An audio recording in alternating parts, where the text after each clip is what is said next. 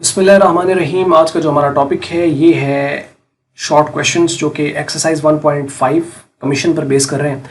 तो कुछ ज़्यादा नहीं है कि चंद की कुछ बेसिक क्वेश्चंस हैं, आप इसको कंसिडर कर लीजिएगा। आईकॉम पार्ट 1 बिजनेस मैथमेटिक्स के 1.5 एक्सरसाइज जो ये कमीशन पर बेस कर रही है, ये क्वेश्चन आप इसको लाजमी कंसिडर कर लीजिएगा।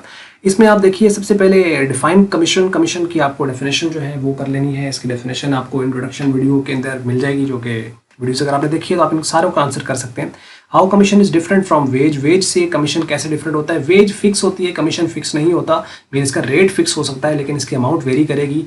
मतलब आपको सेल जितनी मर्जी हो जाए लेकिन आपको वेज फिक्स मिलनी है।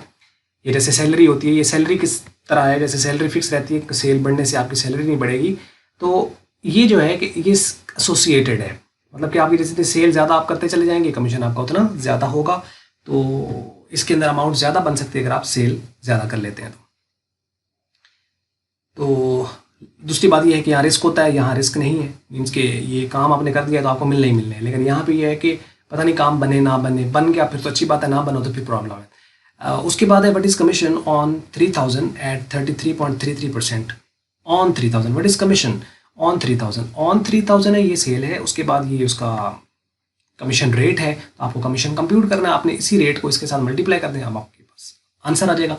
ब्रोकरेज पेड ऑन, इस पर पे किया गया, यानी 3500 पे ब्रोकरेज जो पे किया गया है वॉज 175, यानी जो ब्रोकरेज आपने 3500 पे पे किया वो 175 था। तो कहता है what was the rate of brokerage, उसका रेट ऑफ ब्रोकरेज का रेट यानी रेट ऑफ कमीशन आपने फाइंड करना। आपको पता है formula CA is equal to sale multiply commission rate. Sale आपके पास ये है, कमीशन का रेट आप फाइंड करेंगे और कमीशन की अमाउंट आपके पास दी गई है। तो आप क्या करेंगे, कमीशन की जो अमाउंट है उसको आप डिवाइड कर देंगे सेल पर और 100 से लास्ट पे मल्टीप्लाई कर देंगे तो कमीशन का रेट आ जाएगा। आंसर मेरे साथ जरूर कमेंट्स में शेयर कीजिएगा कि आपका आंसर इसका क्या आ रहा है, तो साथ साथ हम वेरीफाई कर लेंगे।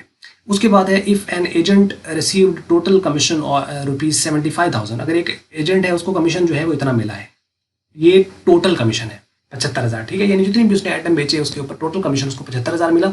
अब कहता है on one item his commission was 325, एक आइटम पर उसका कमीशन इतना था, टोटल कमीशन उसको इतना मिला। तो कहता है बताओ कि कितने आइटम उसने बेचे। तो सीधी सी बात है कि आपने जितना उसके ऊपर एक के ऊपर कमीशन जो है उसको लाए बता टोटल नंबर ऑफ आइटम के साथ मल्टीप्लाई करेंगे तभी तो टोटल ये आपके पास अमाउंट आएगी। तो यानी टोटल कमीशन किसके बराबर है, यूनिट्स मल्टीप्लाई यूनिट कमीशन। तो यूनिट्स आपने फाइंड करने हैं, तो आप ये जो यूनिट कमीशन है इसको आप इसमें डिवाइड कर दीजिए। तो 75,000 जो होगा वो जब डिवाइड होगा 325 पे, यानी 75,000 डिवाइड बाई 325, इसको आप करें तो आपका आंसर आ जाएगा। ये आपके पास नंबर ऑफ आइटम सोल्ड होंगे। तो इसका भी कमेंट्स में आप आंसर हमारे साथ शेयर कर सकते हैं। बस ये थे इसके वाले से कुछ इंपॉर्टेंट क्वेश्चंस कमीशन के ऊपर, ये कर लीजिए। बस ये थी वीडियो। अगर आपको मल्टीपीडिया की वीडियो अच्छी लगी तो उसको आप लाइक कर लें, शेयर कर लें दूसरों के साथ। अगर आपको अच्छी नहीं लगी तो उसको आप कर दें डिसलाइक। और वीडियो देखने का बहुत बहुत शुक्रिया।